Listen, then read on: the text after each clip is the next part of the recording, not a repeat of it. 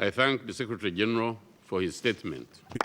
His Excellency Sam Kutesa then invited President Yoweri Museveni to take the rostrum and address participants. Your Excellency, the President of the United Nations General Assembly, the Honorable Sam Kutesa, Your Excellency, the Secretary General of the United Nations, the ministers who are here, Your Excellencies, heads of regional and sub-regional organizations, ladies and gentlemen. This year, 2015, marks the 70th anniversary of the founding of the United Nations. When the United Nations was created, many of our countries did not exist as independent countries. In Africa, it was only Ethiopia and Liberia that were sovereign countries on the continent. While there have been some modest reforms in the UN since its creation in 1945, most of the fundamental structures that were created after the Second World War by the victorious powers, such as the powers conferred upon the permanent 5 countries in the Security Council, remain unchanged. Chapter 8 of the Charter of the United Nations provides for cooperation between the United Nations and regional organizations. Despite this, it reserves the right for the UN Security Council to authorize enforcement action. However, the crucial decisions of international peace and security within the Security Council are mostly taken by the veto-wielding members. This is a big mistake and has already caused a lot of harm to Africa, like in the case of Libya, where Africa's opinion was ignored. Hence, the present massive human hemorrhage in that area. If the Security Council members that took military action in Libya had listened to the voice of Africa, the present chaos in Libya, Nigeria, Mali, the people who are dying in the Mediterranean Sea from the African shores trying to get to Europe could have been avoided. In fact, Gaddafi's Libya used to employ many workers from Africa. In any case, it was very presumptuous for the 5 permanent members to claim that they are responsible for global security. Out of the global human population, that is now 7 billion people, the 5 permanent members represent only about 1.9 billion people. How and why should they monopolize responsibility, in quotes, for global security? This is a structural deficiency in the architecture of global security.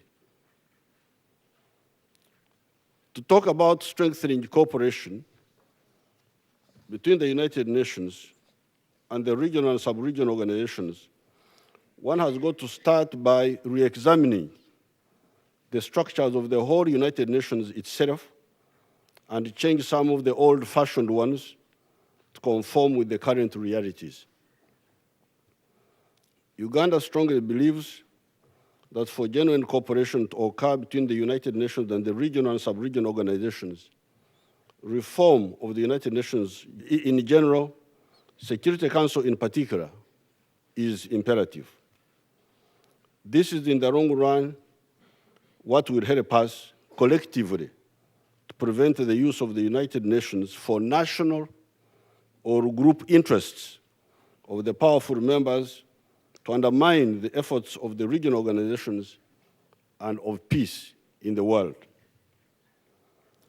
In the meantime, and as we strive to reform the United Nations into a modern and relevant organization that serves all its members based on sovereign equality as embedded in its charter, the starting point for cooperation is that we need to reaffirm the principle of complementarity envisaged in Chapter 8 of the Charter as the basis for building and strengthening cooperation between the United Nations and regional and sub-regional organizations. The United Nations should therefore respect processes that are undertaken by the regional organizations, especially in areas of conflict resolution. While we abhor impunity, the United Nations approach that usually, superficially and without proper contextualization, emphasizes justice in instances of conflict resolution at the expense of long-term peace is manifestly self-defeating. In this regard, the United Nations should not just blindly pursue the option of placing sanctions on individuals or referring them to the ICC without holding consultations with the regions affected, as this often undermines the very process of resolving the conflict in question. On the other hand, where the United Nations has worked in consonance with regional or sub-regional organizations, there have been tangible positive results, as is the case in Somalia and in Burundi. Many of the conflicts are results of distortions and mistakes of long duration, endogenously and exogenously authored and perpetuated. Therefore, last-minute, high-handed interventions without a thorough understanding of the dynamics of the situation are wrong and injurious to the hapless populations of the concerned areas. Secondly, we need to harmonize our understanding of what complementarity entails. This, in our opinion, means the recognition that both the United Nations and regional organizations have various strengths and weaknesses, and hence they need to complement rather than supplement each other's roles in areas of conflict prevention, mediation, resolution, peacekeeping, and peace enforcement.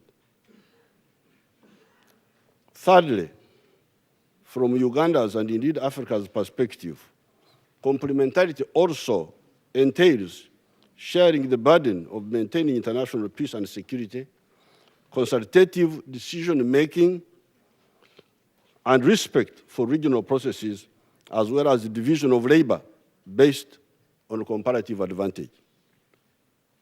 Mr. President, men on the African continent and elsewhere have come round to agreeing with what Uganda and other African patriots have been advocating for a long time. African solutions for African problems.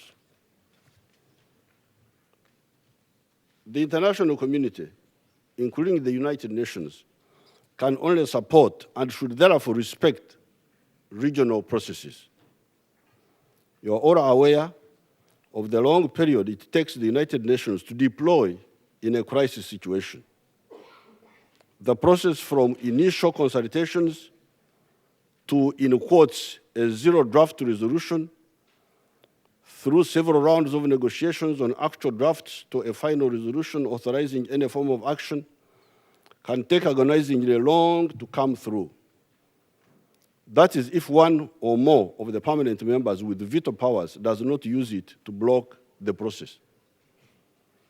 Some crisis situations are such that an immediate and robust response is required. This can best be done by countries in the region. Such a situation occurred in December 2013 in South Sudan. And the United Nations Security Council is still debating the issue up to now.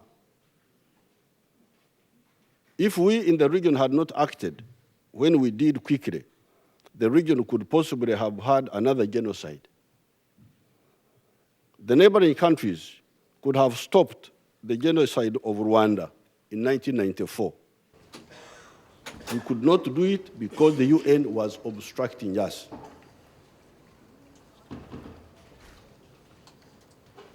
Uganda, therefore, strongly supports the establishment of the African Capacity for Immediate Response to Crises, ACRIC, which is an African-owned initiative for rapid military intervention as and when the need arises to quickly respond to crisis situations on the African continent. We believe support to this mechanism will strengthen the international community's resolve to deal with crises that threaten international and regional peace and security. In situations where actual deployment by the UN has been taken, as in the Eastern DRC, the mandate of the mission is often so restricted that you end up with a sitting duck mission with the troops in a peacekeeping role with no peace to keep. What we need in Africa is support for the international community, is support from the international community in terms of funding and equipment so that we can do the job ourselves. It is true that due to the phenomenon of colonialism and neocolonialism in Africa, many of our countries still face challenges of ensuring peace for their nationals because they do not build capacity. Therefore, in cases where the national army and security forces fail to guarantee peace, the region can step in and only be supported by the international community, including the United Nations. I refer to this arrangement as the Trinity. We, the Christians, believe in what we call Trinity. God the Father, God the Son, God the Holy Spirit. So we should have a Trinity in maintaining peace in the world. And the Trinity in this case, this is not God's Trinity, but man's Trinity. That is to say, the internal stakeholders, that is the number one, the region, number two, and the international community, number three. Where this has been done, where this has happened, as in DRC, with the internationally supported intervention brigade from contiguous African states, the results have been positive to some extent. Support for an African rapid response force would go a long way in strengthening cooperation between the UN, regional, and sub-regional organizations. Mr. President, I have already referred to the support to the regions by the United Nations. The major challenge in addressing regional and sub-regional issues, whether in peace and security, humanitarian response, or regional integration and economic development, is inadequate resources. Most of the African countries have instituted reforms which have seen the region as a whole registering some of the fastest economic growth rates. However, in the long run, we shall need partnership with the international community, including the United Nations, to develop our own capacities. To demonstrate our resolve to address these challenges, Uganda strongly supports the African Union's commitment to increase the proportion of the cost of African Union peace operations covered by its member states. This is in addition to contributing about 45% of the UN's uniformed peacekeepers. On the other hand, since the United Nations had the duty to support regional organizations as provided for in the Charter, Uganda supports the use of UN-assessed contributions to support regional-led peace operations based on the fact that the United Nations Security Council retains the primacy for the maintenance of international peace and security. This is because Uganda believes that the use of funding mechanisms like trust funds, while helpful in the short run, are unreliable and unpredictable since they are based on voluntary contributions. We also believe that strengthening cooperation between the United Nations and regional and sub-regional organizations will greatly benefit the implementation of post-2015 development agenda. On account of the leverage they have with their respective constituency member countries, regional and sub-regional organizations provide useful fora for policy coordination and harmonization on various ongoing important multilateral processes, including the post-2015 development agenda, climate change, the WTO Doha round, among others. They are also central in coordinating the implementation of the outcomes from these multilateral processes at their appropriate levels. Regional and sub-regional organizations are the center of promoting cooperation and integration in areas such as trade and investment, infrastructure development, critical sectors including agriculture, energy, water, security, etc., as well as fostering private sector partnerships. I cannot end my comments without making two final points. One point is the question of ideological disorientation. This entails the misdiagnosis of social, political, and economic issues and acting on the basis of the misdiagnosis, especially with the use of force, regular or irregular. In the past, that ideological disorientation manifested itself in the form of imperialism and colonialism. They caused so much damage to societies and peoples. The colonized peoples rose up and, after great sacrifices, defeated the overt aspects of imperialism and colonialism. Today, one of the forms of ideological disorientation is sectarianism of religion, tribe, or even clans in some cases, and chauvinism of gender and sometimes of race. This ideology of sectarianism and chauvinism is a pseudo-ideology that tries to promote the issue of identity in such a manner that it eclipses the very people's legitimate interests of economic exchange, interaction, and shared prosperity. Most of the time, they even misdefine identity on opportunistic and irrational basis, where the actors wish to remain big fishes in small ponds, as one of our leaders once said. Many of the conflicts in the world are authored, promoted, and fueled by this ideological disorientation. We cannot only deal with consequences, but not look at the causes. Some parts of the international community have been able to blacklist what they call anti-Semitism. Why can't something be done about sectarianism and chauvinism?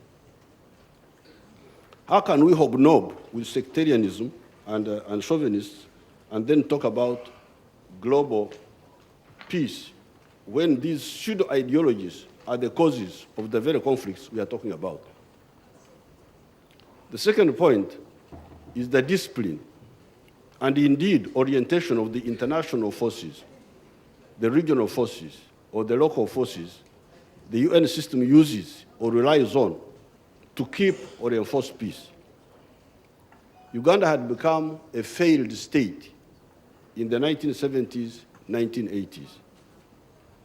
We were only able to rescue it by assaulting ideological disorientation mentioned above and dealing most harshly with indisciplined soldiers that loot people's property, rape and defile women, take sex slaves, or commit homicide.